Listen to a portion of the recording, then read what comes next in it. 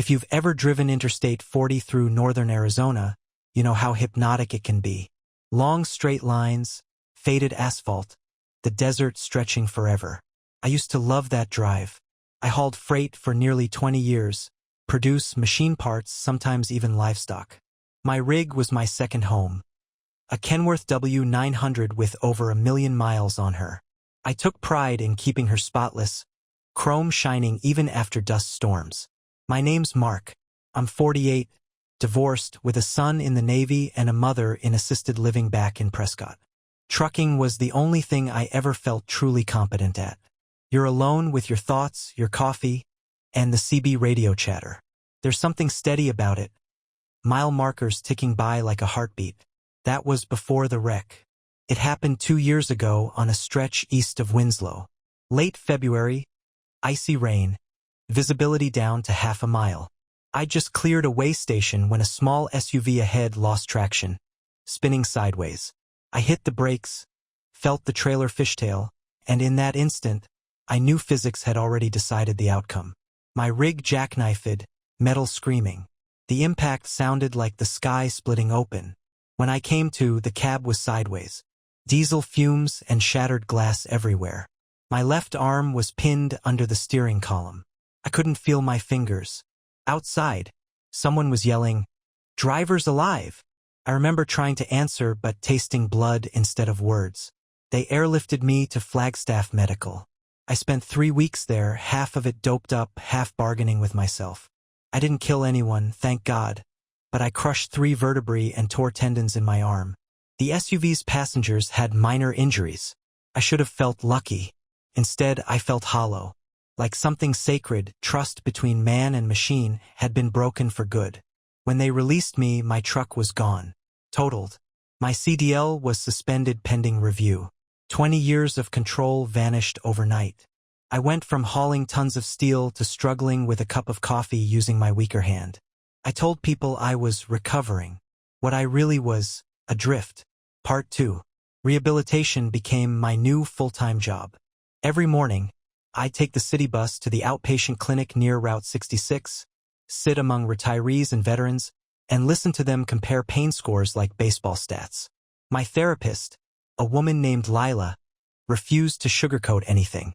"You'll never get full rotation back," she said. "But strength, you can rebuild that if you don't quit." So I didn't quit. I squeezed foam blocks, lifted small weights, traced alphabets in the air with my hand. Every milestone felt microscopic. Still, progress is progress. After 3 months, I could button my own shirt again.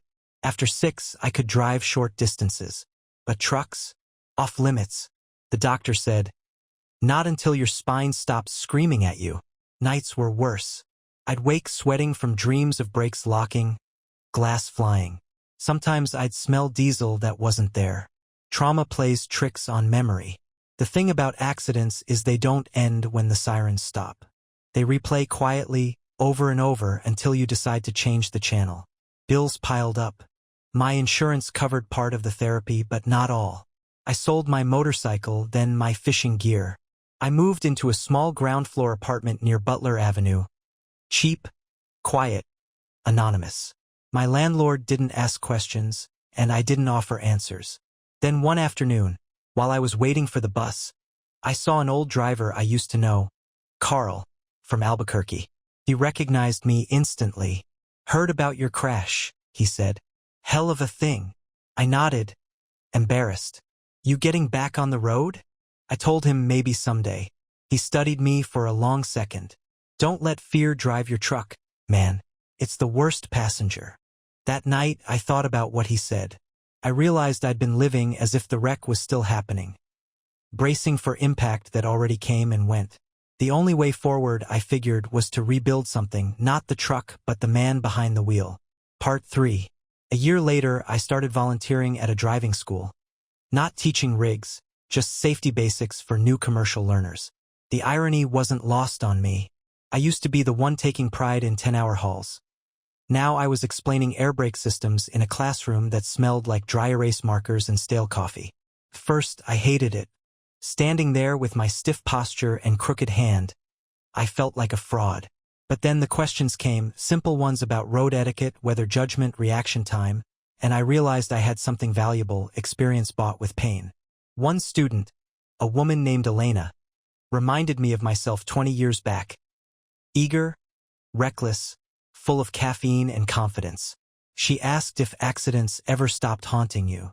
I said, no. You just learned to drive with the ghosts. The class went quiet. She smiled faintly and said, guess that's something. Slowly, I began to see the wreck differently. It hadn't ended my life. It had forced me to reassemble it. I still had bad days, rainstorms triggered the flashbacks, but I also had small victories. I could hike again, cook dinner without help, visit my mom without wincing every mile. When my doctor finally cleared me for limited commercial driving, I didn't rush out to buy a truck. Instead, I joined a local nonprofit that delivered supplies to reservations and fire recovery zones. Smaller loads, shorter runs, real impact. The first time I climbed behind the wheel of their old Freightliner, my hands trembled. I sat there, engine idling, breathing through it until the fear shrank to something I could carry. The road didn't feel the same, felt honest. Every mile was borrowed time, but it was mine again. Part 4. Now, 2 years later, I still drive, but not for money. I volunteer 3 days a week, delivering medical kits and groceries across northern Arizona. The truck's paint is faded, the radio barely works, and the heater sounds like it's grinding its teeth. But she gets there. Sometimes, on long stretches between Holbrook and Winslow, I pull over and just listen to the silence. The desert hums differently when you're not chasing deadlines. I used to measure my life by logbooks and fuel receipts. Now I measure it by the faces of people I help. An elderly couple waving from their porch, a nurse saying thanks for bringing insulin through a storm. I keep a small notebook on the dash. My own code of the road. Rules that came out of pain but turned into peace. Control what you can. Forgive what you can't. Fear is natural. Living inside it isn't. Rest stops aren't just for trucks. They're for people too. Every wreck leaves 2 choices, resentment or rebuilding. Pick the one that moves forward. Talk about what haunts you. Silence weighs more than steel. Never drive faster than your mind can react. Noah visited last week. He's 20 now, all muscle and confidence in his navy blues. He hugged me hard, then said, "You look better than before the accident." I laughed. That's because I stopped racing ghosts. As he drove off, I stood by the truck watching the taillights fade into the desert dusk. The air was cool, thin, alive. For the first time in years, I didn't feel like a man who'd lost control. I felt like one who'd finally learned how to hold steady, even when the road curves.